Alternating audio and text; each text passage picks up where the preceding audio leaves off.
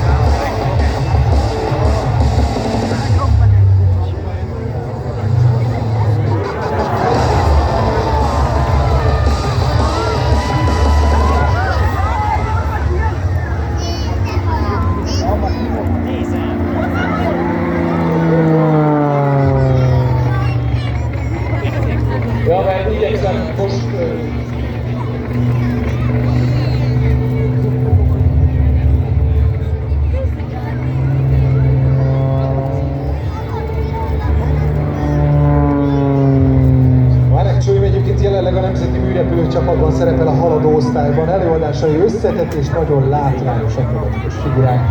Évek óta egyébként az Extra 300 FC repül, az egyik leghíresebb márka az